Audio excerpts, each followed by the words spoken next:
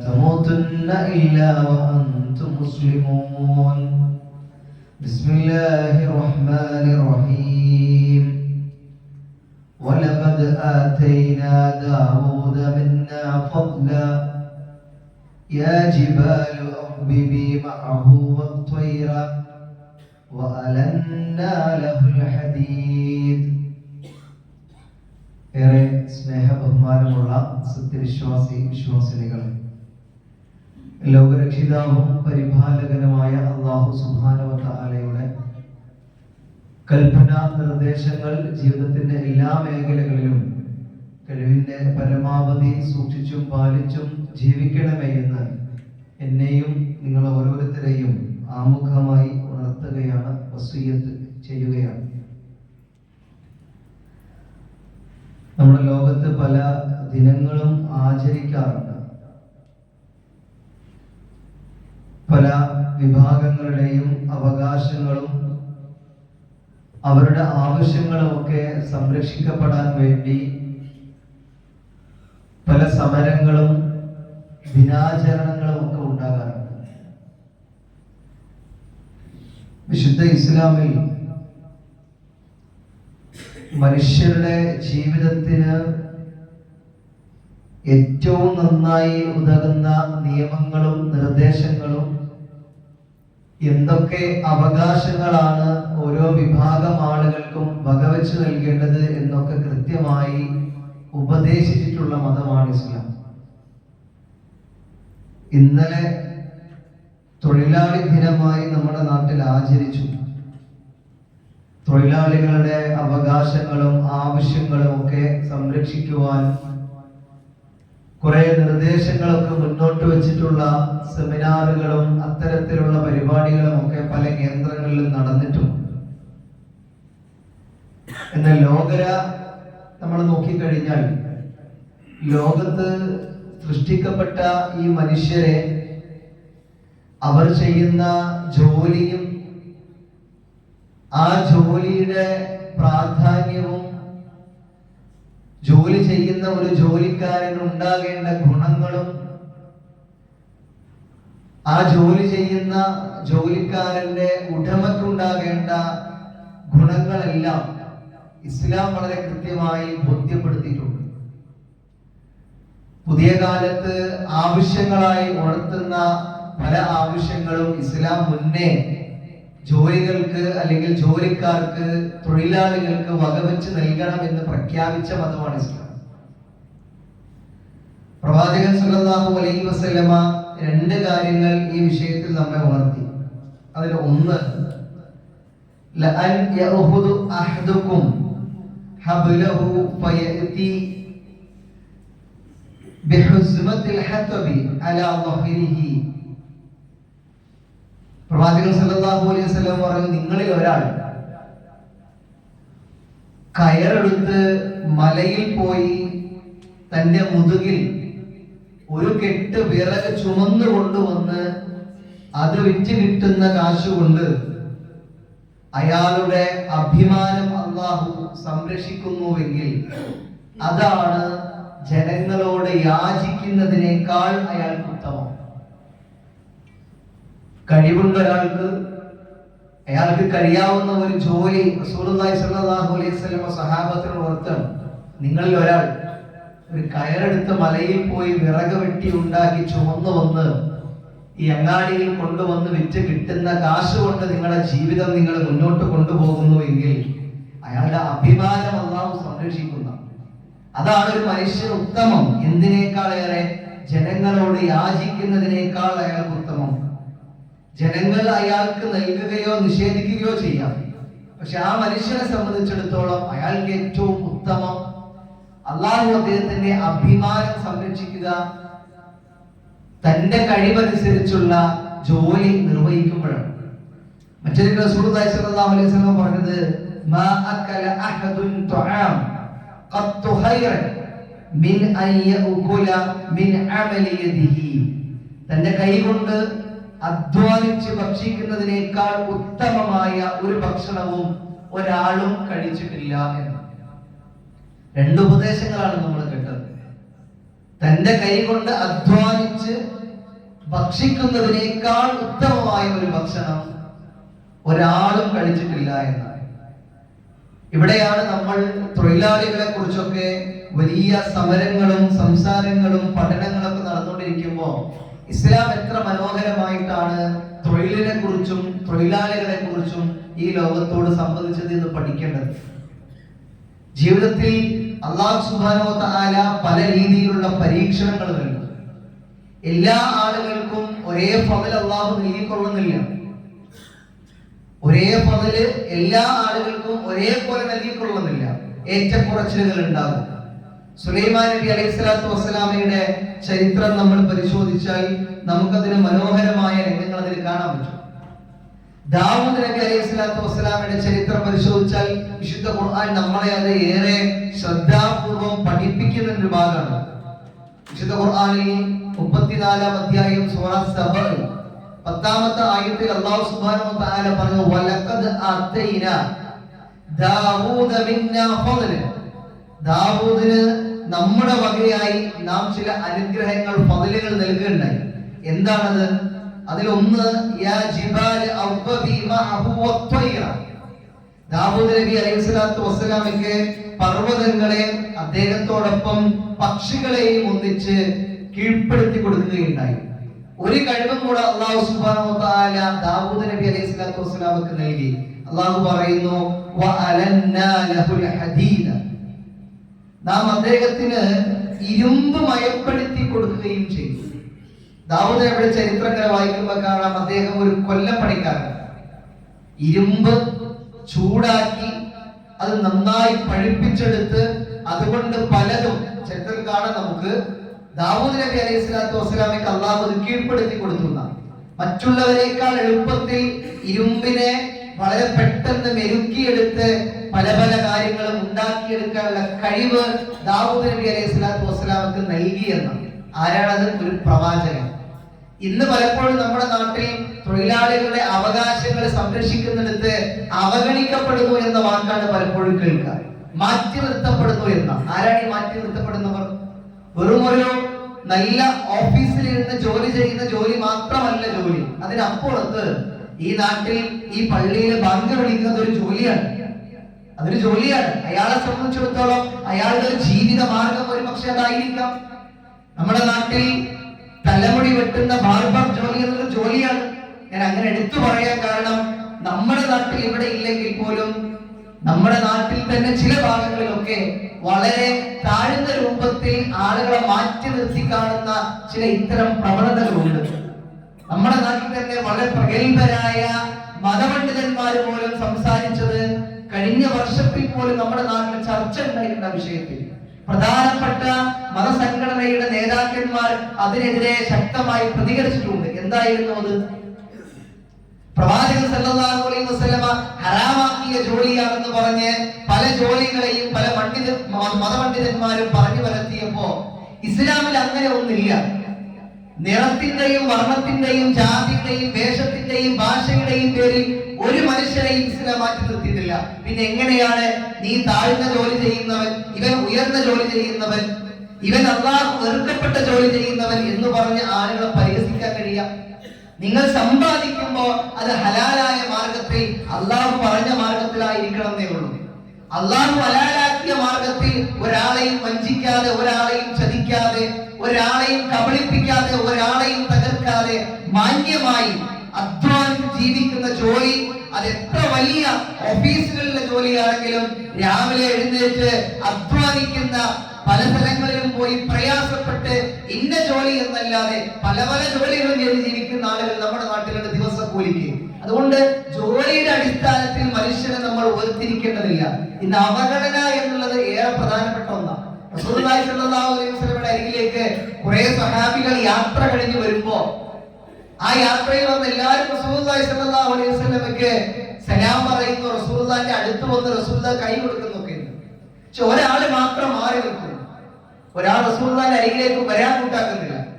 അദ്ദേഹത്തെ റസൂലുള്ളാഹി അടുത്തേക്ക് വിളിക്കുകയാണ്. അപ്പൊ അദ്ദേഹം വന്നു ചോദിക്കുന്നുണ്ട്, എന്താണ് താങ്കൾ എന്റെ അരികിൽ വരാത്തത്? അദ്ദേഹം പറഞ്ഞു, ഈ യാത്ര കഴിഞ്ഞ് വന്നതുകൊണ്ട് എന്റെ ശരീരത്തിലെ അങ്ങനെ പല യാത്രക്കിടയിൽ സംഭവിച്ചു പോയ മാലിന്യമൊക്കെ ഉണ്ട്. അതുകൊണ്ട് റസൂലുള്ളാഹിന്റെ അരികിലേക്ക് വരണ്ടെന്ന് വിചാരിച്ചിട്ടാണ്. പക്ഷെ റസൂലുള്ളാഹി അദ്ദേഹത്തെ ചേർത്ത് പിടിക്കുകയാണ്.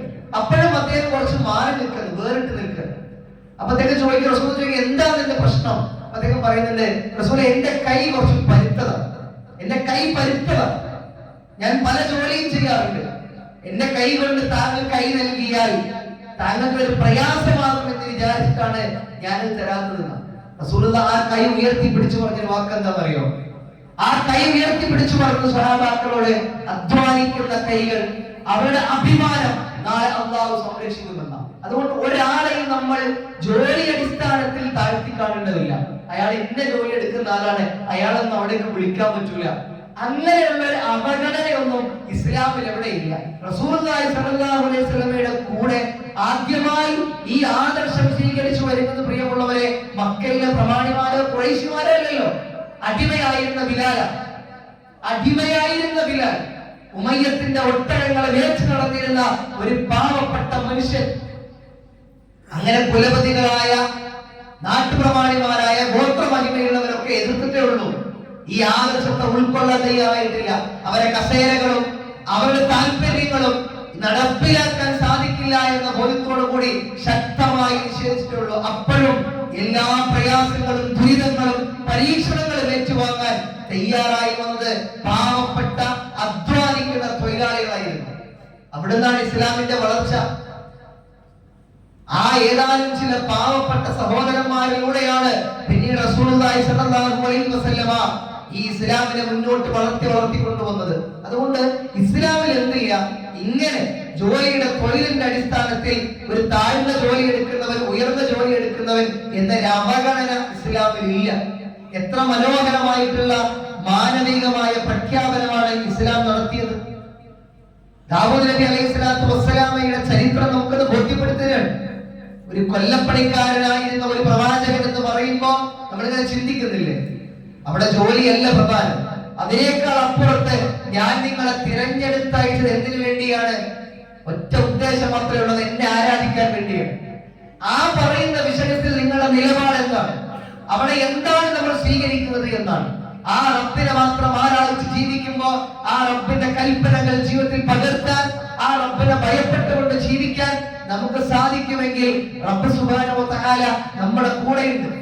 പക്ഷേ നമുക്ക് ഇന്ന് ആലോചിച്ച് നോക്കൂ, ഇന്ന് നമ്മളിങ്ങനെ നോക്കുമ്പോ ഈ അവഗണന എന്ന് പറയുന്നത് വലിയ രീതിയിൽ ഇന്ന് പല ആളുകളും അനുഭവപ്പെടുകയാണ്, മാനസികമായി പ്രയാസപ്പെടുകയാണ്. ആ അവഗണന കൊണ്ട് അവരുടെ ജീവിതം പോലും അവർ അവസാനിപ്പിച്ചു കളയുന്നവരുണ്ട്. ആത്മഹത്യക്ക് പോലും തയ്യാറാകുന്ന ആളുകളുണ്ട് ഈ അവഗണന കൊണ്ട്. തൊട്ടടുത്ത മാസങ്ങൾക്ക് മുമ്പ് നമ്മുടെ നാട്ടിൽ നിന്ന് കണ്ടില്ലേ, ഒരു കമ്പനിയിൽ അവർ ചെയ്ത ജോലി കൃത്യമായി പറഞ്ഞ സമയത്തിന്റെ ഉള്ളിൽ അവർക്ക് കൊടുത്ത ഒരു ടാർഗറ്റ് അത് പൂർത്തിയാക്കാത്തത് കൊണ്ട് മൃഗങ്ങളെ പോലെ മുട്ടുകാലിൽ നടത്തിപ്പിച്ച ഒരു സംഭവം നമ്മുടെ കേരളത്തിൽ നമ്മൾ വായിച്ചതാണ്. എവിടെയാ ഒരു മര്യാദ, ഒരു ഉടമ, ഒരു തൊഴിലാളി, എന്ത് സമീപനമാണ് അവർ തമ്മിൽ ഉണ്ടാകേണ്ടത്? എത്ര മനോഹരമായിട്ടാണ് ഇസ്ലാം നമ്മളോട് ഈ വാക്യങ്ങൾ പറഞ്ഞു വെച്ചതെന്ന് അറിയും. പ്രവാചകൻ സല്ലല്ലാഹു അലൈഹി വസല്ലമ നമ്മെ ഉണർത്തിയ വളരെ പ്രധാനപ്പെട്ട ഒരു ഭാഗം, നിങ്ങൾ നിങ്ങളുടെ തൊഴിലാളികളെ കൊണ്ട് കാണിക്കേണ്ട, അല്ലെങ്കിൽ തൊഴിലാളികളോട് നിങ്ങൾ സമീപനം ഉണ്ടാക്കേണ്ട രീതിയെ കുറിച്ച് അള്ളാഹുവിന്റെ പ്രവാചകൻ സല്ലല്ലാഹു അലൈഹി വസല്ലമ പറഞ്ഞത്, ഖാലത് ഇഹ്ദാ യാ അബത്, പ്രിയപ്പെട്ട ബാപ്പ എന്ന് വിളിച്ച് സുലൈമാൻ നബി അലൈഹി സ്വലാത്തു വസ്സലാമയുടെ പെൺമക്കൾ പറയുന്ന ഒരു മനോഹരമായ രംഗമുണ്ട്. വിശ്വാസത ഉണ്ടായിരിക്കണം എന്നാണ് ഒന്നാമത്തത്. വിശ്വാസത്തിലുള്ള പ്രശ്നം എന്താണെന്നറിയോ? രണ്ടുപേർക്കും യോജിച്ചു പോകാൻ കഴിയില്ല. ഞാൻ കൃത്യമായി ജോലി ചെയ്യില്ലേ എന്നൊരു സംശയവും, അതോടൊപ്പം തന്നെ ഞാൻ കൊണ്ടുവന്ന ഈ തൊഴിലാളി അവൻ ജോലി കൃത്യമായി ചെയ്യുന്നില്ലേ എന്ന സംശയവും പ്രശ്നമാണ്. വിശ്വാസം ഉണ്ടാവണം പരസ്പരം എന്നാണ്. അതുകൊണ്ടാണ് ഞങ്ങളെ വാപ്പയോട് അവർ പറഞ്ഞത്, തീർച്ചയായും താങ്കൾ കൂലിക്കാരായി എടുക്കുന്നവരിൽ ഏറ്റവും ഉത്തമൻ ആരായിരിക്കും? ശക്തനും വിശ്വസ്തനുമായിരിക്കണമെന്നാണ്. തൊഴിലാളികളാണ് നമ്മളൊക്കെ, പല രീതിയിലും പല ജോലികളും ചെയ്യുന്ന ആളുകളാണ്. പല ആളുകളും ഉടമകളാണ്, അവർക്ക് ശമ്പളം കൊടുക്കുന്നവരാണ്, അവരെ മേൽനോട്ടക്കാരാണ്. എന്താ ഗുണമായി ഉണ്ടാകേണ്ടത്? ഞാനൊരു ജോലി ചെയ്യുന്ന എന്റെ ജോലിയിൽ പൂർണ്ണമായി വിശ്വാസത കാണിക്കാൻ നമുക്ക് കഴിയണം. പലപ്പോഴും ഇന്ന് വഞ്ചനയുടെ വാർത്തകൾ ഏറെ കേട്ടുകൊണ്ടിരിക്കണം നമ്മൾ. കബളിപ്പിച്ചതും തട്ടിയെടുത്തതുമായ കുറെ കാര്യങ്ങൾ, മോഷ്ടിച്ചതായ കുറെ കുറ്റകൃത്യങ്ങൾ. പക്ഷെ ഇസ്ലാം എത്ര മനോഹരമായിട്ടാണ് തൊഴിലാളികളോട് അല്ലെങ്കിൽ മനുഷ്യരോട്, നിങ്ങൾ അധ്വാനിക്കണം, നിങ്ങൾ ജോലി ചെയ്യണം, അതിൽ നിങ്ങൾ വിശ്വസ്തരാകണം, അതിൽ നിങ്ങൾ കണിശത കാണിക്കണം, അതിൽ നിങ്ങൾ ഹലാല്, നിങ്ങൾ ഹറാമിനെയും നിങ്ങൾ ശ്രദ്ധിക്കണം. എത്ര മനോഹരമായിട്ടാണ്! ലോകത്തെ ഒരു തൊഴിലാളി പ്രസ്ഥാനവും ലോകത്തെ ഒരു സമര നേതാവും പറയാത്ത മാനവികതയാണ് തൊഴിലാളികളോട് ഇസ്ലാം പറഞ്ഞത്. എന്താ പറഞ്ഞത്? അവരുടെ വിയർപ്പൊറ്റുന്നതിന്റെ മുൻപ് നീ അവർക്ക് ശമ്പളം കൊടുക്കണം. ഏത് പ്രസ്ഥാനമാണ് അല്ലെങ്കിൽ ഏത് സംഘടനയാണ് ഇതുപോലെയുള്ള ഒരു മാനവികത പ്രഖ്യാപനം നടത്തിയിട്ടുള്ളത്? ഒരു തൊഴിലാളി അവന്റെ തൊഴിൽ കഴിഞ്ഞ് അവന്റെ വിയർപ്പ് വറ്റുന്നതിന്റെ മുൻപ് അവന് നീ അവരെ കൂലി കൊടുക്കണം എന്ന് പ്രഖ്യാപിക്കുന്ന ഒരു മതം എത്ര മനോഹരാണ്! പക്ഷെ പലപ്പോഴും നമ്മൾ അവിടെയാണ് കബളിപ്പിക്കപ്പെടുക. പല ആളുകളും നമ്മൾ ഏറെ ചിന്തിക്കണം. മനുഷ്യന് ജീവിക്കാൻ സമ്പത്ത് ആവശ്യം. ആ സമ്പത്ത് നമ്മളോട് അള്ളാഹുവിന്റെ ഭൂമിയിലൂടെ സഞ്ചരിച്ച് കണ്ടെത്താൻ വേണ്ടി പറയുന്നുണ്ട്. പക്ഷെ നിങ്ങൾ എന്ത് ശ്രദ്ധിക്കണമെന്നേ ഉള്ളൂ? ഹലാൽ, ഹറാം, ഇത് രണ്ടും നിങ്ങൾ ശ്രദ്ധിക്കണം. നിങ്ങൾ ഇട്ടിരിക്കുന്ന വസ്ത്രം, ഞാൻ നിങ്ങൾ കുടിക്കുന്ന വെള്ളം, കഴിക്കുന്ന ഭക്ഷണം, നമ്മുടെ വീട്ടിൽ നമ്മുടെ ഭാര്യയും മക്കളും ഉമ്മയും ധരിച്ചിരിക്കുന്ന വസ്ത്രം, ഞാൻ നിങ്ങളും കിടന്നുറങ്ങുന്ന റൂം, ഞാൻ നിങ്ങൾ ഉപയോഗിക്കുന്ന വസ്തുക്കൾ, ഇതെല്ലാം ഹലാലായിരിക്കണം. ഇതെല്ലാം നമ്മൾ സ്വയം ഇങ്ങനെ ചോദിക്കുക, ഞാൻ ഇട്ടിരിക്കുന്ന ഈ വസ്ത്രം, ഞാൻ ഇത് വാങ്ങിച്ച പണം ഞാൻ എങ്ങനെ ഉണ്ടാക്കിയതാണ്? ഞാൻ അധ്വാനിക്കുന്ന ആളാണ്, തൊഴിലെടുക്കുന്ന ആളാണ്. പക്ഷെ ഈ പണം ഞാൻ ആ തൊഴിലിലൂടെ ഹലാലായ മാർഗത്തിൽ സമ്പാദിച്ചതാണോ? ഇല്ലെങ്കിൽ പ്രിയമുള്ളവരെ എന്താ സംഭവിക്കുക? ഒരു പരിഗണനല്ല പഠിച്ചുകൊണ്ടിട്ട്. അതാ പറഞ്ഞ നിങ്ങളുടെ അഭിമാനം സംരക്ഷിക്കൂല. ദൂരദിക്കിൽ നിന്നും യാത്ര ചെയ്തു വന്ന ഒരു മനുഷ്യൻ പള്ളിയിൽ കയറി ഇരുന്ന് പ്രാർത്ഥിക്കുമ്പോ എന്താ റസൂലുള്ളാഹിന്റെ മറുപടി? അദ്ദേഹത്തിന്റെ പ്രാർത്ഥന എന്നെ അല്ലാഹു സ്വീകരിക്കാതെ. എന്തേ കാരണം? അദ്ദേഹത്തിന്റെ അദ്ദേഹത്തിന്റെ കുടിച്ച വെള്ളവും അദ്ദേഹം ധരിച്ചിരിക്കുന്ന വസ്ത്രമൊക്കെ ഹറാമാണ്. ഹറാമിൽ മുങ്ങിക്കുളിച്ച് നിൽക്കുന്ന ഒരാളുടെ പ്രാർത്ഥന എങ്ങനെയാ പടച്ചോൻ സ്വീകരിക്കുക? ചിലപ്പോ നമ്മൾ നാലാളുടെ മുമ്പിൽ കാണിക്കാൻ വേണ്ടിയായിരിക്കാം, ആളുകൾ എന്നെ കുറിച്ച് ഇങ്ങനെ പറയണമെന്നുള്ള ചിന്തയോടുകൂടി ആയിരിക്കാം. പക്ഷെ പടച്ചോട് പരിഗണന ഉണ്ടാവില്ല പ്രിയമുള്ളവരെ. അള്ളാഹുവിന്റെ പരിഗണന ഉണ്ടാവില്ല. ഇവിടെ ചിലപ്പോ നാലാളുടെ മുമ്പിൽ നമ്മളെ കുറിച്ച് നല്ലതൊക്കെ പറഞ്ഞേക്കാം. ഓൻ പെട്ടെന്ന് വളർന്നു, പെട്ടെന്ന് കാശുണ്ടാക്കിയ ഒരാളാണ്. പക്ഷെ എങ്ങനെ എന്നുള്ള ചോദ്യം നാളെ റബ്ബിന്റെ അരികിൽ ഇങ്ങനെ ചെന്ന് നിൽക്കുമ്പോഴേ, റബ്ബിന്റെ അടുത്ത് ഇങ്ങനെ ചെന്ന് നിൽക്കുമ്പോ നമ്മുടെ സമ്പാദ്യത്തെ കുറിച്ചുള്ള ചോദ്യമുണ്ട്, നമ്മുടെ സമ്പത്തിനെ കുറിച്ച് ചോദ്യമുണ്ട്. ഇവിടെ നമ്മൾ ആരെയൊക്കെ മുമ്പിൽ എന്തൊക്കെ കാണിക്കാൻ വേണ്ടി നമ്മൾ എന്തൊക്കെ ചെയ്തു കൂട്ടിയോ, ഒരു നാൾ ഈ ആളുകളുടെയൊക്കെ മുന്നിൽ നിർത്തി അള്ളാഹു നമ്മളെ ചോദ്യം ചെയ്യുന്ന ദിവസം ഉണ്ടല്ലോ, ഉണ്ട്. നമ്മൾ ആത്മാർത്ഥമായിട്ട് ആലോചിക്കാം. തൊഴിലാളി ദിനങ്ങളൊക്കെ കുറെ കഴിഞ്ഞു പോകും. പക്ഷെ ഇസ്ലാം വളരെ മനോഹരമായി എങ്ങനെയാണ് നിങ്ങൾ ഒരു തൊഴിലാളിയാകേണ്ടത്, ഒരു തൊഴിൽ ചെയ്യുമ്പോൾ, ഒരു ജോലി ചെയ്യുമ്പോൾ നിങ്ങൾ ശ്രദ്ധിക്കേണ്ട കാര്യങ്ങൾ എന്തൊക്കെയാണ് എന്ന് വളരെ കൃത്യമായി വിശുദ്ധ ഖുർആനിലൂടെയും പ്രവാചകൻ സല്ലല്ലാഹു അലൈഹി വസല്ലമയിലൂടെയും നമ്മൾ ബോധ്യപ്പെടുത്തിയിട്ടുണ്ട്. അപ്പൊ നമ്മളത് ആലോചിക്കണം. ഇത് നമുക്ക് ചുറ്റും നമ്മൾ നോക്കിക്കഴിഞ്ഞാൽ പുതിയ തലമുറയിലെ ആളുകൾ സമ്പത്ത് പെട്ടെന്ന് കണ്ടെത്തണം. എന്താണ് അതിന് മാർഗം? അവിടെയാണ് ഇന്ന് ഏറെ അപകടകരമായ വാർത്തകൾ നമ്മൾ കേട്ടുകൊണ്ടിരിക്കുന്നത്. കേരളത്തിൽ ഇന്ന് ഏകദേശം 19 വയസ്സും 25 വയസ്സിന്റെയും ഇടയിലുള്ള സമപ്രായക്കാരെയാണ് ഏറ്റവും കൂടുതലായി ലഹരി വസ്തുക്കളുമായി ഇന്ന് പിടിക്കപ്പെടുന്നത്. 19, 25 ടീനേജിനെ കഴിഞ്ഞ് ഒരു യുവത്വത്തിലേക്ക് എത്തിക്കൊണ്ടിരിക്കുന്ന പ്രായം, സമ്പത്തേറെ, പണം ഏറെ വേണ്ട പ്രായം, തന്റെ കൂടെയുള്ള ആളുകളുടെ കൂടെ താൻ ഇങ്ങനെയുള്ളവരാണ് എന്ന് കാണിച്ചു കൊടുക്കേണ്ട പ്രായം കൂടെയുണ്ട്. അതിനുവേണ്ടി താൻ ഉപയോഗിക്കുന്ന വസ്തുക്കൾ, തനിക്ക് വേണ്ട സൗകര്യങ്ങൾ, ഇതൊക്കെ തന്റെ മാതാവും പിതാവും അറിയാതെ തന്നെ മക്കൾ ഉണ്ടാക്കിയെടുക്കുന്ന ഒരു കാലഘട്ടമാണിത്. എങ്ങനെയാണ് അവർക്ക് ഉണ്ടാക്കാൻ കഴിയുന്നത്? ഈ രീതിയിലാണ്. എളുപ്പത്തിൽ പണം ഉണ്ടാക്കാൻ. പല ആളുകളുടെയും ആർത്തി കാരണം ഉള്ള പണം തന്നെ നഷ്ടപ്പെട്ടു പോയ ആളുകളുണ്ട്. ഡബിൾ സ്കീം എന്ന് പറയുന്ന പരിപാടിയിലൊക്കെ പെട്ട് എത്രയോ ആളുകൾ നമുക്ക് ചുറ്റുപാടിലുണ്ട്. പണം നിക്ഷേപിച്ച് നഷ്ടപ്പെട്ടു പോയ ആളുകൾ. നമ്മൾ ചിന്തിക്കുക, ഇസ്ലാം വളരെ കൃത്യമായി നമ്മളെ ബോധ്യപ്പെടുത്തിയത് എന്താ പ്രിയമുള്ളവരെ? അള്ളാഹുവിന്റെ ഫضل മറ്റൊരാൾക്ക് നൽകിയത് കണ്ടിട്ട് നിങ്ങൾ അതിന്റെ പിറകെ പോകണ്ട.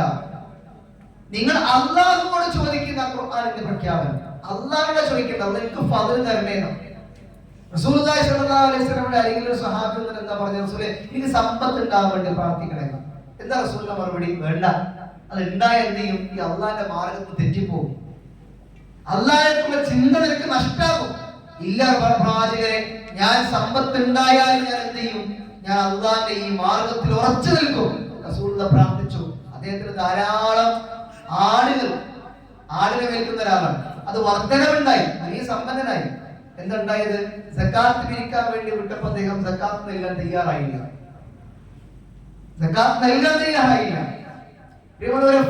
അള്ളാഹുവിന്റെ അനുഗ്രഹം, അള്ളാഹുവിന്റെ ശ്രേഷ്ഠത എന്ന് പറഞ്ഞാൽ അത് നമുക്ക് റബ്ബിനോട് ചോദിച്ചാൽ റബ്ബ് തരും. പക്ഷെ നമുക്ക് ലഭിച്ച ആ ഫളിൽ നമ്മൾ അള്ളാഹുവിനെ സ്തുതിക്കാൻ നമുക്ക് കഴിയണം.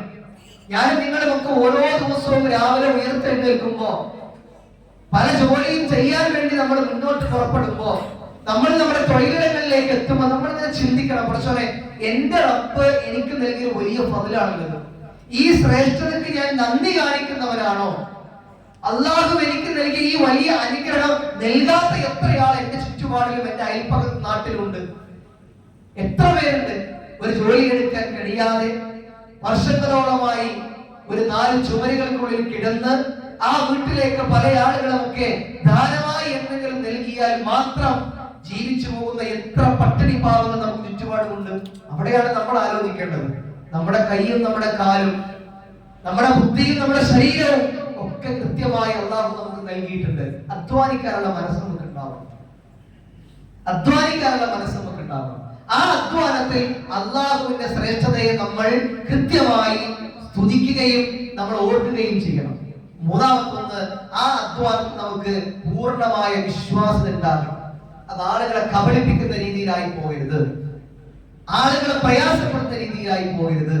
അതുകൊണ്ട് ലോക ചരിത്രത്തിൽ തന്നെ നമുക്ക് പരിശോധിച്ച് നോക്കിയാൽ തൊഴിലാളികളോട് ഇത്രമേൽ മനോഹരമായ ഉപദേശങ്ങൾ നൽകിയ, ഇത്ര മനോഹരമായ നിർദ്ദേശങ്ങൾ പകർന്നു നൽകിയ ഒരു മതത്തെ നമുക്ക് കാണാൻ കഴിയില്ല. ഇസ്ലാം മാത്രം തൊഴിലാളികളുടെ അവകാശങ്ങളും അവരുടെ ആവശ്യങ്ങളും എത്രത്തോളം നിറവേറ്റി കൊടുക്കണം എന്നത്. കൂടെ ജീവിക്കുന്ന തൊഴിലാളികളെ കുറിച്ച് റസൂലുള്ളാഹി സ്വല്ലല്ലാഹു അലൈഹി വസല്ലം ഉപദേശം, മറ്റൊരു ഉപദേശം എന്താണെന്നറിയോ? നിങ്ങളിൽ ഒരാളെ പോലായി നിങ്ങൾ അവരെ കാണണം.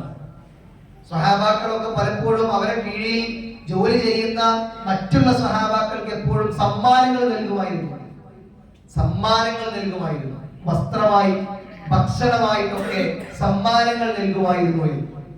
അവരെ പരിഗണിക്കേണ്ടതാണ്, ചേർത്ത് നിർത്തേണ്ടവരാണ്. വെറുതെ പണി കഴിഞ്ഞാൽ കൂലി കൊടുത്ത് മാറ്റി നിർത്തേണ്ടവർ മാത്രമല്ല, നമുക്ക് ആവശ്യമുണ്ടാകുമ്പോൾ ഉപയോഗിക്കേണ്ട വസ്തുക്കളെ പോലെയല്ല.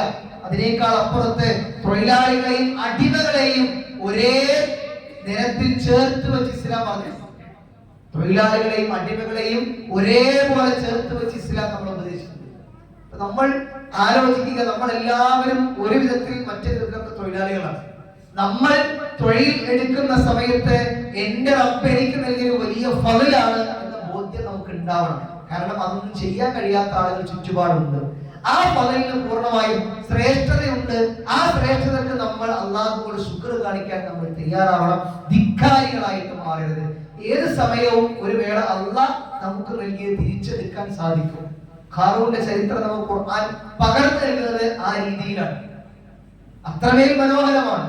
നിങ്ങൾ അധ്വാനിച്ചത്, ആ അധ്വാനത്തിന്റെ ഒരു ഭാഗം ആ പാവപ്പെട്ടവർക്ക് സക്കാത്തായി നിങ്ങൾ നൽകണമെന്ന് പറയുന്ന ഒരു മനോഹരമായ ജീവിത രീതി. അതാണ് ഈ ലോകത്തുള്ള തൊഴിലാളികളോട് മുഴുവൻ ഇസ്ലാമിന് മുന്നോട്ട് വെക്കാനും വിളിച്ചു പറയാനുള്ള പ്രഖ്യാപനം. ഈ രീതിയിൽ ഈ ലോകത്തുള്ള സമീപനങ്ങൾ തൊഴിലാളികളോട് വന്നു കഴിഞ്ഞാൽ ഏറെ സമാധാനപരമായ ഒരു മനോഹരമായ ജീവിതത്തെ ആളുകൾ കെട്ടിപ്പടുക്കാൻ കഴിയും. പക്ഷെ നിഷേധിക്കപ്പെടുന്നതും അവഗണിക്കപ്പെടുന്നതും ധിക്കരിക്കപ്പെടുന്നതും ഒക്കെ പലപ്പോഴും പല ആളുകളെയും സ്വാർത്ഥത കൊണ്ടും പല ആളുകളെയും മേലാളിത്തം കൊണ്ടുമാണ്. അത് മാറി ഒരു വേള മുസ്ലിങ്ങളായ എന്നെ നിങ്ങളെ സംബന്ധിച്ചിടത്തോളം നമ്മൾ ഈ ലോകത്തോട് കാണിച്ചു കൊടുക്കേണ്ട ഒരു മനോഹരമായ തൊഴിലാളിയുടെ ജീവിതവും ഉടമയുടെ ജീവിതവും കൃത്യമായി ഇസ്ലാം നമുക്ക് പകർന്നു നൽകുന്നത്. ആ രീതിയിൽ നമ്മുടെയൊക്കെ ചുറ്റുപാടുമുള്ള നമ്മുടെയൊക്കെ ജീവിതത്തിൽ പല രീതിയിലും ഒക്കെ സ്വാധീനിക്കപ്പെടുന്ന പല ആളുകളും ഉണ്ടാകും. അല്ലാഹു സുബ്ഹാനഹു വ തആല എല്ലാ രീതിയിലും എല്ലാവർക്കും അല്ലാഹു ഫളലും ശ്രേഷ്ഠതയും നൽകി അല്ലാഹു എല്ലാവരെയും അനുഗ്രഹിക്കുമാറാകട്ടെ.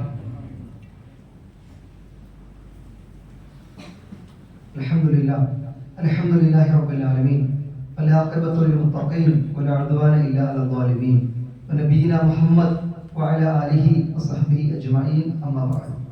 ഒരിക്കൽ കൂടി അള്ളാഹുവിന്റെ വിധിവിലക്കുകൾ ജീവിതത്തിന്റെ എല്ലാ മേഖലകളിലും സൂക്ഷിച്ചും പാലിച്ചും ജീവിക്കണമേ എന്ന് ഉണർത്തുകയാണ്. ഇസ്ലാം മനുഷ്യരുടെ ജീവിതത്തിൽ നൽകിയ ഒട്ടനവധി കൽപ്പനകൾ, ജീവിത രീതിയുടെ നിയമപാഠങ്ങൾ, അതിൽ സാന്ദർഭികമായി തൊഴിലാളികളുമായി ബന്ധപ്പെട്ട ചില ദിനം ആചരിച്ചതുകൊണ്ട് ഇസ്ലാം മുന്നോട്ട് വെക്കുന്ന ഏതാനും ചില കാര്യങ്ങൾ സൂചിപ്പിച്ചു എന്ന് മാത്രം. മക്കയിൽ നിന്നും മദീനയിലേക്ക് ഹിജ്റ വന്ന മുഹാജിറുകൾ റസൂലുള്ളാഹി സ്വല്ലല്ലാഹു അലൈഹി വസല്ലം എല്ലാവരെയും ചേർത്ത് നിർത്തി നിങ്ങൾ പരസ്പരം സഹോദരങ്ങളാണ് എന്ന് പ്രഖ്യാപിച്ചു. മുഹാജിറുകൾ മദീനയിലേക്ക് വരുമ്പോൾ തന്നെ അൻസാറുകളായ ആളുകൾ അവർക്ക് വേണ്ടി എല്ലാതും ഒരുക്കി വെച്ചിരുന്നു. താമസിക്കാനുള്ള സൗകര്യം, ഭക്ഷണ സൗകര്യം, പലപ്പോഴും അവരുടെ കുടുംബ ജീവിതത്തിലേക്ക് വേണ്ട ആവശ്യങ്ങൾ പോലും അൻസാറുകൾ ബുദ്ധിമുട്ടി അങ്ങോട്ട് വന്ന മുഹാജിറുകൾക്ക് വേണ്ടി ഒരുക്കി വെച്ചിരുന്നു. അവിടെയാണ് നമുക്ക് ആ ചരിത്രത്തിൽ വളരെ പ്രധാനപ്പെട്ട ഒരു ചരിത്രഭാഗം നമുക്ക് വായിക്കാൻ കഴിയുക. മുഹാജിറായി മദീനയിലേക്ക് കടന്നു വന്ന സ്വഹാബി, ആ ഒരു സ്വഹാബിയോട് അൻസാരിയായ ഒരാൾ അദ്ദേഹത്തിന് വേണ്ടി ഒരുക്കി വെച്ച ഒരുക്കങ്ങളെ കുറിച്ച് ബോധ്യപ്പെടുത്തുന്നുണ്ട്. അബ്ദുറഹ്മാൻ ഇബ്നു ഔഫ് റളിയല്ലാഹു അൻഹുവിനോട് ചുമതലയേറ്റ മദീനയിലെ അൻസാരിയായ തന്റെ പ്രിയപ്പെട്ട സഹോദരൻ പറയുന്നത്, എന്റെ കുടുംബത്തിൽ അല്ലെങ്കിൽ എന്റെ വീട്ടിൽ ഒരു ഭാഗം നിങ്ങൾക്ക് താമസിക്കാൻ തരാം. എനിക്ക് 2 ഭാര്യയുണ്ട്. ഒരു ഭാര്യയെ ഞാൻ ത്വലാഖ് ചെയ്ത് നിങ്ങൾക്ക് വിവാഹം ചെയ്തു തരാം. എല്ലാം വിട്ടുവന്ന മുഹാജിറിനോട് അൻസാരി നിങ്ങൾ പരസ്പരം സഹോദരന്മാരാണെന്ന് പ്രഖ്യാപിച്ചപ്പോൾ കാണിക്കുന്ന മനോഭാവമാണ് സൂചിപ്പിക്കുന്നത്. ഇതിന് മറുപടിയായി അബ്ദുറഹ്മാൻ ഇബ്നു ഔഫ് റളിയല്ലാഹു അൻഹു പറഞ്ഞ മറുപടി എന്താ പറയുക? വേണ്ട, എനിക്ക് നിങ്ങൾ ഇവിടുത്തെ കച്ചവടം ചെയ്യുന്ന ചന്ത, മാർക്കറ്റ് കാണിച്ചു തരണം. ഇവിടെ കച്ചവടം നടക്കുന്ന ചന്ത എവിടെയാണെന്ന് കാണിച്ചു തന്നത്. ഞാൻ അവിടെ കച്ചവടം ചെയ്ത് ഞാൻ ജീവിച്ചോളാം എന്ന് സ്വയം തൊഴിലെടുക്കാൻ കാണിച്ച ഒരു മനോഭാവം. അതാണ് വിശ്വാസികളെ സംബന്ധിച്ചിടത്തോളം നമുക്ക് മുൻഗാമികളായ ആളുകളിൽ നിന്ന് ലഭിക്കുന്ന ഒരു വലിയ പാഠം. ആ അബ്ദുറഹ്മാൻ ഇബ്നു ഔഫ് റളിയല്ലാഹു അൻഹു ആ മദീനയിൽ കച്ചവടം ചെയ്ത് പിന്നീട് വലിയ സമ്പന്നനായി. മദീനയിലെ വരൾച്ച ഉണ്ടായപ്പോ, ഭക്ഷണ പ്രയാസങ്ങൾ ഉണ്ടായപ്പോ, ധാന്യങ്ങളുടെ കുറവുണ്ടായപ്പോഴാണ് ഒരു വലിയ കച്ചവട സംഘമാണ് വന്നു നിന്നത്. 300 ചുവന്ന ഒട്ടകങ്ങളിലെ വലിയ ഒരു ചരക്ക്. ആയിഷ ബീവി ചോദിക്കുന്നുണ്ട്, ആരുടേതാണ് ഇത്രയും വലിയ കച്ചവട ചരക്ക്? ആ ചരക്ക് നമ്മൾ ഈ പറഞ്ഞ ഒന്നുമില്ലാതെ മക്ക വിട്ട് മദീനയിലെത്തി ആ കച്ചവട ചന്തയിൽ കച്ചവടം ചെയ്ത് സമ്പന്നനായ അബ്ദുറഹ്മാൻ ഇബ്നു ഔഫ് റളിയല്ലാഹു അൻഹുവിന്റെ വലിയ ഒരു കച്ചവട സംഘമായിരുന്നു.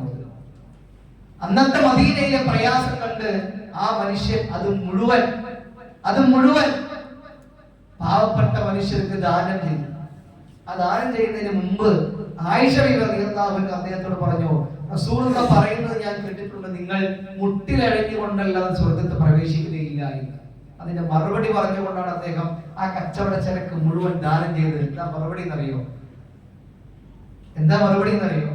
ഞാൻ മുട്ടിലഴഞ്ഞിട്ടല്ല, 2 കാലും നിവർത്തി നിന്നുകൊണ്ട് ഞാൻ സ്വർഗ്ഗത്തിൽ പ്രവേശിക്കും എന്ന് പറഞ്ഞ് ആ 300 ചുവന്ന ഒട്ടകങ്ങളുടെ ചരക്കും ദാനം ചെയ്യാൻ കാണിച്ച ഒരു മനസ്സ്. ഞാൻ സൂചിപ്പിച്ചത് അത് ഉണ്ടാക്കിയത് എവിടുന്ന? ഒന്നുമില്ലാതെ മക്ക വിട്ട് വന്ന ഒരു മനുഷ്യനോട് എല്ലാം നൽകാമെന്ന് പറഞ്ഞു. വേണ്ട, ഞാൻ അധ്വാനിക്കാം എന്ന മനസ്സ് കാണിച്ച അബ്ദുറഹ്മാൻ ഇബ്നു ഔഫ് റളിയല്ലാഹു അൻഹു ഒരു വലിയ തൊഴിലാളിയാണ്, ഒരു വലിയ സമ്പന്നനാണ്. അതിനേക്കാൾ ഉപരി സ്വർഗാവകാശിയായ ഒരു മനുഷ്യനാണ്. നമ്മൾ ആലോചിക്കണം പ്രിയമുള്ളവരെ, നമ്മൾ കുറെ കാലമായി അധ്വാനിക്കാൻ തുടങ്ങിയിട്ട് അധ്വാനിച്ച മനുഷ്യന് വല്ലാതെ അസ്വസ്ഥമായ അവസ്ഥയിലേക്ക് എത്താൻ. പിറകിലേക്ക് നോക്കുമ്പോൾ എല്ലാ ആളുകളും പറയും, കുറെ കാലമായി ഇങ്ങനെ ഓടാൻ തുടങ്ങിയിട്ട് എന്താ ഉള്ളതെന്നാണ്. ഇപ്പോഴും ചോദിക്കും കുടുംബത്തിനൊക്കെ ആൾക്കാർ, കുറെ ആയി ഓടാൻ തുടങ്ങിയിട്ട് എന്താ ഉള്ളതെന്നാണ്. അബ്ദുറഹ്മാൻ ഔഫ് റളിയല്ലാഹു അൻഹു പോലെ നമുക്ക് പറയാൻ പറ്റണം. വലിയ സമ്പത്തില്ല എങ്കിലും ഞാൻ ചെയ്ത ജോലിയിൽ ഞാൻ സംതൃപ്തനാണ്. അള്ളാഹു എനിക്ക് നൽകിയ ഫളലിൽ ഞാൻ സംതൃപ്തനാണ്. ഈ ജോലി കൊണ്ട് തന്നെ ഞാൻ അള്ളാഹുവിന്റെ സ്വർഗം നേടും. കാരണം ഹറാമായ ഒന്നും, ഒരു രൂപ പോലും എന്റെ അക്കൗണ്ടിൽ ഇല്ല എന്ന് ലാ ഇലാഹ ഇല്ലല്ലാഹ് എന്ന് ഉച്ചരിച്ച് മരിക്കുന്നതിന്റെ മുൻപ് എനിക്ക് പറയാൻ കഴിയുമെന്ന് നമുക്കൊരുറപ്പ്. അതാണ് ഒരു തൊഴിലാളി, ഒരു ജോലി ചെയ്യുന്നയാൾ. എന്റെ സമ്പത്തിൽ, എന്റെ വിനിയോഗത്തിൽ ഒന്നും ഹറാമില്ല, എല്ലാം ഹലാലാണ്. അല്പം അതിൽ കുറഞ്ഞാലും ഒരു പ്രശ്നമില്ല, അല്പം ശ്രേഷ്ഠതയും സമ്പത്ത് കുറഞ്ഞാലും ഒരു കുഴപ്പമില്ല. എല്ലാവരും നാളെ അണിയുന്നത് കഫൻ പുടവയാണ്. എത്ര വലിയ വാഹനത്തിലാണെങ്കിലും അവസാനം അവന്റെ വാഹനം മയ്യത്ത് കെട്ടിലാണ്. എത്ര വലിയ ശീതീകരിച്ച മുറിയിൽ കിടന്നാലും അവസാനം അവന്റെ വീട് ഖബറാണ്. എത്ര വലിയ വിലയുള്ള അത്തരം ഉപയോഗിച്ചാലും അവസാനം കർപ്പൂരം കലക്കിയ വെള്ളമാണ്. അതിനപ്പുറത്തേക്കൊന്നുമില്ല. അതിങ്ങനെ ആലോചിച്ചാൽ മതി. നമ്മുടെ ജീവിതത്തിൽ അള്ളാഹു നൽകിയ ഫളല്, അതെനിക്ക് അള്ളാഹു, ചില ആളുകൾക്ക് നല്ല ശമ്പളമുള്ള ജോലി ഉണ്ടാവും, ചില ആൾക്ക് സാധാരണ ദിവസക്കൂലി കിട്ടുന്ന ആളുകളായിരിക്കാം. ഒരു മാറ്റമില്ല. അള്ളാഹിന്റെ മുമ്പിൽ ആരാണ് ഏറ്റവും കൂടുതൽ അള്ളാഹുവോട് അടുപ്പിക്കുന്ന അമൽ സ്വാലിഹാത്തുകൾ ചെയ്തത് എന്നതിൽ മാത്രമേ വ്യത്യാസമുള്ളൂ. അതിനപ്പുറത്ത് ഒരു കൂലിയിലും, ഒരു ജോലിയിലും, ഒരു വേഷത്തിലും, ഒരു വർത്തമാനത്തിലും ഇസ്ലാമിൽ എവിടെയും മാറ്റമില്ല. എല്ലാ മനുഷ്യരും തുല്യരാണ്. ഈ ലോകത്തോട് നമുക്ക് പറയാനുള്ളത്, എല്ലാ മനുഷ്യരും തുല്യരാണ്. അള്ളാഹുവിന്റെ മുമ്പിൽ നന്മയും തിന്മയും മാത്രമാണ് വ്യത്യാസമുള്ളത്. അവിടെയാണ് നമ്മൾ വിജയിക്കേണ്ടത്. അതിനുവേണ്ടി അള്ളാഹു നൽകിയ ഫളല് അതെന്തൊക്കെയാണെന്ന് കൃത്യമായി ഓരോരുത്തരുടെയും ജീവിതത്തിൽ നമുക്ക് നോക്കിയാൽ മനസ്സിലാവും. ആ രീതിയിൽ അള്ളാഹുവോട് നന്ദി പറഞ്ഞ് അള്ളാഹുവിനെ സ്തുതിച്ചുകൊണ്ട് ജീവിക്കാൻ നമ്മൾ തയ്യാറാവുക. അള്ളാഹു സുബ്ഹാനഹു വ തആല എന്നെയും നിങ്ങളെയും ഒക്കെ അതിനെ അനുഗ്രഹിക്കുമാറാകട്ടെ. നമ്മുടെ പള്ളിയുമായി ബന്ധപ്പെട്ട് രണ്ട് കാര്യങ്ങൾ നിങ്ങളോട് സൂചിപ്പിക്കണം. ഒന്ന്, നമ്മുടെ പള്ളിയിലൊക്കെ ഉണ്ടായിരുന്ന പ്രിയപ്പെട്ട കലാം സാഹിബിന്റെ മകൾ കഴിഞ്ഞ ദിവസം ഒരു ആക്സിഡന്റുമായി ബന്ധപ്പെട്ട് അപകടത്തിലായി. അവരിപ്പോഴും ഹോസ്പിറ്റലിലാണ്. പഴയ സ്ഥിതിയിലേക്ക് മെല്ലെ മെല്ലെ അവർ വന്നുകൊണ്ടിരിക്കുകയാണ്. വലിയ പ്രയാസം തുടക്കത്തിലുണ്ടെങ്കിലും ഇപ്പൊ ചെറിയ മാറ്റമൊക്കെ ഉണ്ട്. എല്ലാ രീതിയിലും എല്ലാവരും സഹായിക്കുന്നു, പരിശ്രമിക്കുന്നു ഒക്കെ ഉണ്ട്. പക്ഷെ നമ്മുടെ പ്രാർത്ഥനകളാണ് ആ സഹോദരിക്ക് ഇപ്പൊ ആവശ്യം. അല്ലാഹു സുബ്ഹാനഹു വ തആല ആ സഹോദരിയുടെ അസുഖം വളരെ പെട്ടെന്ന് തന്നെ സുഖപ്പെടുത്തി കൊടുക്കുമാറാകട്ടെ. അല്ലാഹു ആ സഹോദരിക്ക് എല്ലാം ക്ഷമിക്കുവാനുള്ള കഴിവ് നൽകി അനുഗ്രഹിക്കുമാറാകട്ടെ. അവരുടെ കുടുംബത്തിന് എല്ലാവിധ സഹായവും ക്ഷമയും അല്ലാഹു നൽകി അനുഗ്രഹിക്കുമാറാകട്ടെ. അതുപോലെ തന്നെ നമ്മുടെ കൂടെ കഴിഞ്ഞ ദിവസങ്ങളിലൊക്കെ സുബഹ്ക്ക് പോലും ഈ പള്ളിയിലെ ജമാഅത്തിൽ ഉണ്ടായിരുന്ന പ്രിയപ്പെട്ട മാമ്പ്ര അലി സാഹിബ്, അദ്ദേഹത്തിന്റെ വിയോഗം കഴിഞ്ഞ ദിവസം ഉണ്ടായി. നമ്മളൊക്കെ വിട പറഞ്ഞ് അദ്ദേഹം പോയി. ഇന്നല്ലെങ്കിൽ നാളെ ഞാൻ നിങ്ങളും ഒക്കെ പോകേണ്ടവരാണ്. ആ രീതിയിൽ അല്ലാഹു സുബ്ഹാനഹു വ തആല ആ പ്രിയപ്പെട്ട സഹോദരന്റെ ഖബറിടം വിശാലമാക്കി കൊടുക്കുമാറാകട്ടെ. അല്ലാഹുവേ, അദ്ദേഹത്തിന്റെ പാപങ്ങൾ നീ പുറത്ത് അദ്ദേഹത്തെ ഞങ്ങളെ ജന്നാത്തുൽ ഫിർദൗസിൽ നീ ഒരുമിച്ച് കൂട്ടി അനുഗ്രഹിക്കണമേ നാഥാ. അല്ലാഹുവേ, അദ്ദേഹത്തിന്റെ കുടുംബത്തിന് എല്ലാവിധ ക്ഷമയും സമാധാനവും നൽകി നീ അനുഗ്രഹിക്കണമേ നാഥാ. അല്ലാഹുവേ, ജീവിതത്തിൽ അറിഞ്ഞും അറിയാതെയും രഹസ്യമായി പരസ്യമായി ചെയ്തു പോയ കുറേയേറെ തെറ്റുകുറ്റങ്ങളുണ്ട്. അതെല്ലാം ഞങ്ങൾക്ക് നീ പുറത്ത് മാപ്പാക്കി തരണമേ. അല്ലാഹുവേ, എവിടെ വെച്ച് മരിച്ചാലും മുസ്ലിമായിട്ട് മരിക്കാനും ലാ ഇലാഹ ഇല്ലല്ലാഹ് എന്ന് ഉച്ചരിച്ചുകൊണ്ട് മരിക്കാനുള്ള തൗഫീഖ് ഞങ്ങൾക്ക് ഏവർക്കും നീ പ്രദാനം ചെയ്ത് അനുഗ്രഹിക്കണമേ നാഥാ. അല്ലാഹുവേ, ഞങ്ങളുടെ മക്കളിൽ നിന്ന് കൺകുളിർമയും സമാധാനവും നൽകി നീ അനുഗ്രഹിക്കണമേ നാഥാ. ഞങ്ങളുടെ കുടുംബങ്ങളിൽ എല്ലാവിധ സമാധാനവും സംതൃപ്തിയും സ്നേഹവും നൽകി ഞങ്ങളെ എല്ലാവരെയും നീ അനുഗ്രഹിക്കണമേ നാഥാ. اللهم اجرنا من النار، اللهم اجرنا من النار، اللهم اجرنا من النار. اللهم اعز الاسلام والمسلمين واذل الشرك والمشركين. ربنا تقبل منا انك انت السميع العليم. ربنا آتنا في الدنيا حسنه وفي الاخره حسنه وقنا عذاب النار. امين امين برحمتك يا ارحم الراحمين.